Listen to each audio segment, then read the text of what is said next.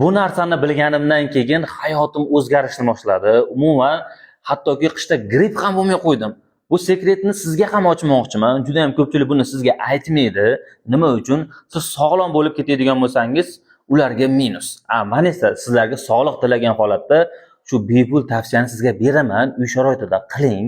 Buni qilgandan keyin hattoki qishda gripp ham bo'lmadim. Doktorga ishingiz ham tushmaydi. Davlengiz ko'tarilmaydi. Oddiy iliq dog' suv.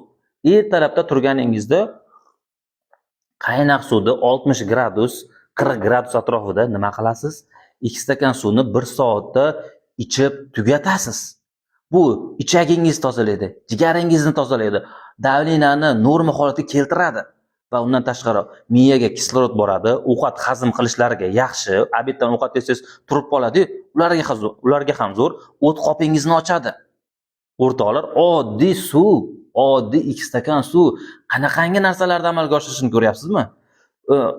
Suv icha olmayman, suv ichsam hojatxonaga yuguraman degan insonlar, organizmingizni o'rgating bu narsaga. O'rgating. To'g'ri, suv ichsiz hojatxonaga yugurasiz, shuning uchun suv ichmaysiz. Siz suv ichmang, mineralga suv, dog' suv iching. Qaynab ilingan dog' suv ichish unaqa darajada hojatxonaga yugurtirmaydi. Tushunarli? Shu videoni eng yaqin do'stingizga sog'lik tilagan holatda jo'natib qo'ying. Bu narsalarga amal qiladigan bo'lsa, umuman doktorga ishingiz tushmaydi. Mana doimo kuzatib turgan insonlarga kattakon rahmat.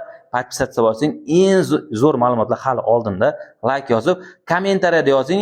Siz ertalabda turib suv ichasizmi? Qanaqa suv ichasiz?